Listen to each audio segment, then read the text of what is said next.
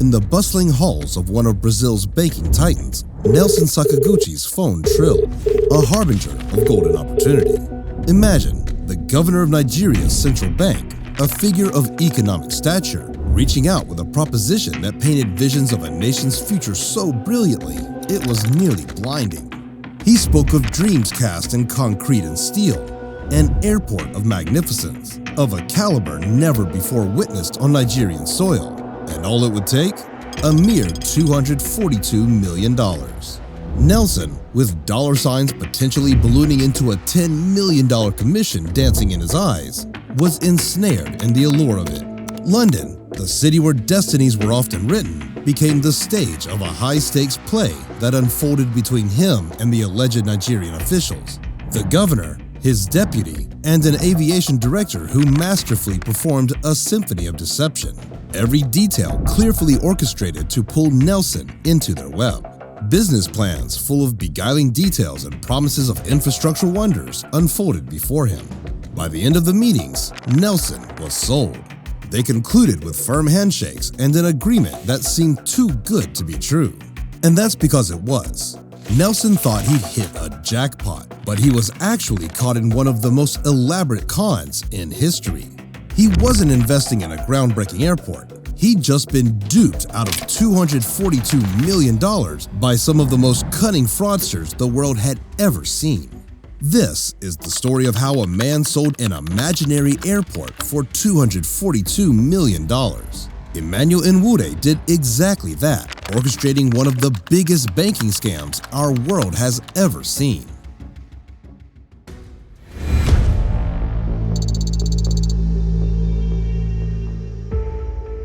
Now, to cook up a heist of monumental proportions, Nwude didn't just need a plan, but the perfect disguise too.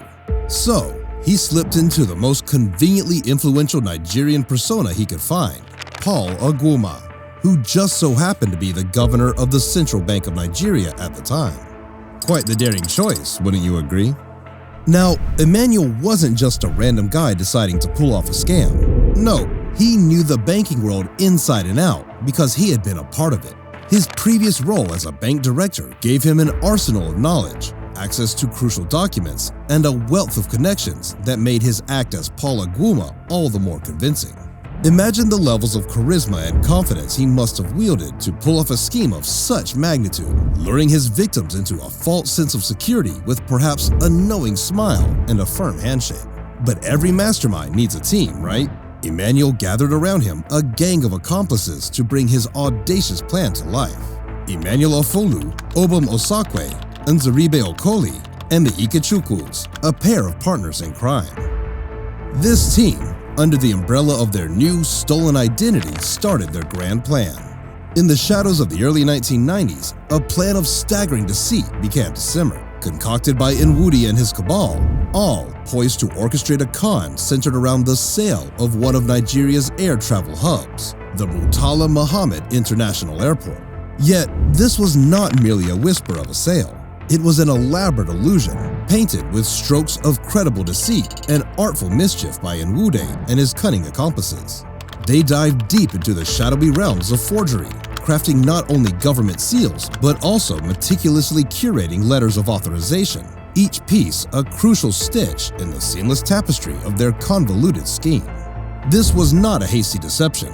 It was a careful, methodical plan, each step weighed and measured to ensure an air of authenticity enveloped their plot.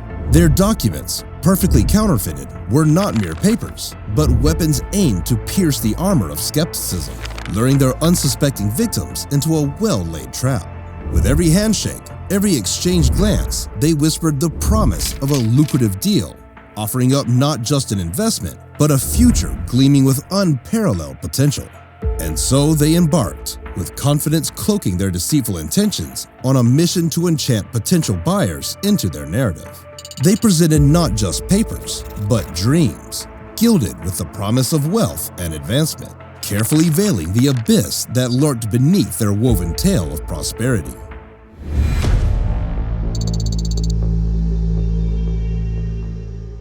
Imagine, just for a moment, stepping into a room and fooling everyone there into believing you're someone super important. That's exactly what Nwude did, and he did it with style. He didn't just pretend. He actually convinced people he was a government bigwig with lots of power and lots of connections. This wasn't a small trick. It was a big, bold move. He had meetings with people who do business from all over the world, all while playing this make-believe role of a government official. He chatted with them, made deals, and really made them think he had buddies in high places in Nigeria's government and offices. It was like watching an actor on the big screen, so believable and so in character. Except this wasn't a movie. It was real people and real money at stake. And Nwude's act was so convincing. He was able to shine this light of trustworthiness and honesty, even though it was all a big sham. And at last, his team managed to get in touch with Nelson Sakaguchi, a director of Bank Nordeste in Brazil. His victims, they really thought they were jumping into a huge, profitable project, building an airport. They had no clue they were being led down a path that would eventually crumble beneath their feet. His whole act, his ability to seem so genuine and sure, was what drew them in. He was like a magnet, pulling them toward what seemed like a golden opportunity. And they followed unsuspecting, dreaming of the big bucks they would make from this major investment. Little did they know, the foundation of this dream was built on nothing but a well-spun web of lies. Now, wearing the convincing mask of Prologue, Nwude didn't just want to play it small. He had his eyes on a much grander prize. So, he spun a tale so alluring that Sakaguchi couldn't resist but bite the bait.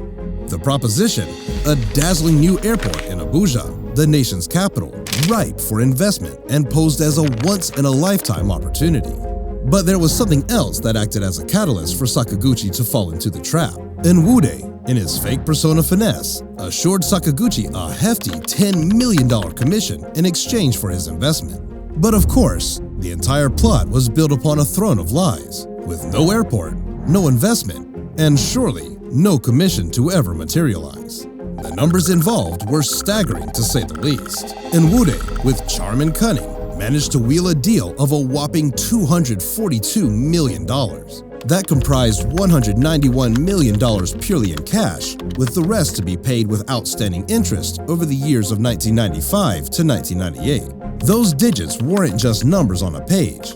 They were about to translate into a monumental loss that would echo through the corridors of Banco Nordeste.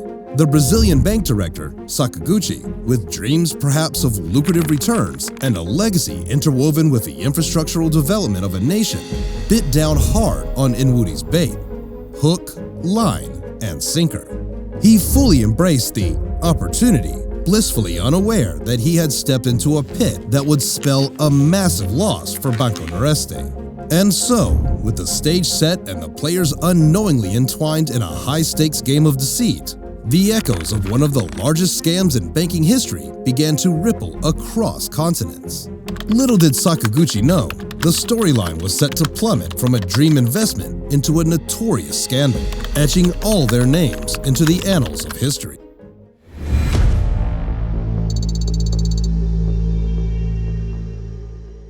As we saunter further down this twisty path of deception and cunning, it's 1997, and the air gets notably denser. The smooth operations and sneaky transactions are on the brink of unraveling. Banco Santander, a big financial player from Spain, began its move to take over Banco Nordeste in Brazil, with everyone none the wiser of the looming financial scandal. Picture the scene: high-powered executives gathering, papers rustling, and conversations buzzing about the potential and prosperity of the merger. But oh, what's this? Amidst the humdrum of a typical merger, a chilling silence falls upon the room as a massive vacuum is unveiled. It was so significant, such a gaping hole in the financials, that it demanded a second glance. A thorough investigation. A large amount of funds, about 2/5 of the bank's entire value and half of its capital, was just sitting there, untouched, in the far-off Cayman Islands. Can you imagine the gasps, the bewildering glances exchanged across the boardroom? So, the alarm bells began to clang loudly across continents. Investigation teams were quickly formed in Brazil, Britain, Nigeria, Switzerland, and the United States, all the countries where our erstwhile actors resided. The plot was thickening, and the hunters were becoming the hunted. Back in Nigeria, the Economic and Financial Crimes Commission, EFCC, fresh and keen, sank their teeth into the case, with Emmanuel Nwude squarely in their sights. The meticulous web of deceit that Emmanuel and his crew had woven was beginning to unravel, strand by strand. International agents were piecing together the audacious scam that linked distant continents through threads of falsehood and manipulation. Nelson Sakaguchi, previously the unsuspecting bank director from Brazil, finds himself in a tight spot. A dramatic turn from the high-stakes investment he thought he was partaking in. Picture this: Sakaguchi, under the bright lights of New York's John F. Kennedy Airport, is arrested. His dreams of lucrative airport ventures fading into the stark reality of cuffs and charges. He's whisked away to Switzerland to stand trial, facing a myriad of accusations related to creating bank accounts for the purpose of this intricate fraud. On the other side of the ocean, the Simonson and Cochran families, who held the reins of Banco Noreste, are finally trying to contain the eruption. They shout out the colossal sum of $242 million in a desperate bid to salvage the sinking ship. But unfortunately, the magnitude of this fraud was too great, and despite this desperate lifeline, Banco Noreste plummeted into the abyss, collapsing in 2001. Our main man, Nwude, and his gang, on the other hand, enjoyed a few more moments in the sun before the storm came knocking. In 2004, the EFCC swung into full gear, apprehending Nwude and his accomplices and slapping them with a staggering 86 counts, which included bribery and fraudulent advance fee-seeking at the Abuja High Court. Their response? A unified, stern, not guilty. Yet, the courtroom drama intensified. Judge Lawal Gumi claimed an attempt to grease palms within the court staff. After some time, in a startling twist, Gumi tossed out the case, declaring the crime was out of his jurisdiction since it unfolded in Lagos, not Abuja. But the relief was short-lived for Nwude and company, as they were apprehended outside the courthouse, bundled off to Lagos, and back into the fray. This became one of the EFCC's seminal cases, especially when the then chairman, Nuju Ribadu, dropped a bombshell alleging a $75,000 bribe attempt by Nwude. The plot thickened for Emmanuel, as charges of attempted bribery and even kidnapping a prosecution witness were heaped onto his plate.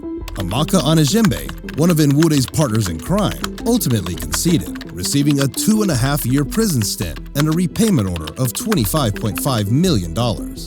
Following suit, Nwude and accomplice Nzeribe Okoli, after hearing Sakaguchi's testimony, also pleaded guilty. The gavel fell hard on them, a collective 29 years in prison apportioned between them.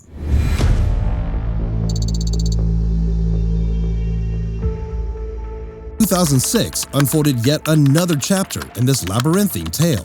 Nwude, perhaps with a blend of audacity and calculated risk, not entirely diminished by his prison stint, launched a lawsuit to regain his assets after tasting freedom once more. The conviction and aftermath had stripped him of his wealth, yet Nwude argued vehemently that portions of his asset were amassed before the notorious scam. Can you imagine the raised eyebrows in the courtroom as a man once at the helm of a staggering financial deceit calmly laid out a case for the return of his assets? Miraculously, the waters turned in his favor, and Nwude managed to claw back a whopping $52 million. Fast forward to a courtroom in 2021, and Nwude claimed innocence about the ins and outs of the $242 million airport scam that had once shaken the financial world to its core. Nwude claimed that it was his legal team, spearheaded by Dr. Chris Uche, that had persuaded him to agree to a plea bargain with the EFCC whilst he was behind bars. He presented himself as somewhat of a puppet, maneuvered by the strings of legal advice and situational pressures into admissions and agreements.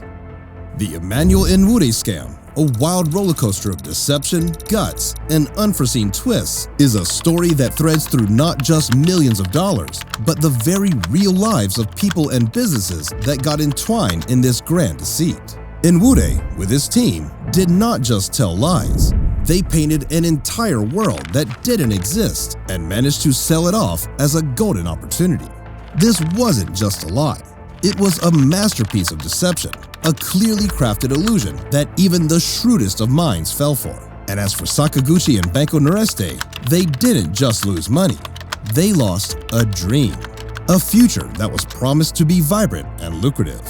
This tale takes us through a jungle of human emotions and intentions, from aspiration, deception, greed, to utter disbelief and ruin.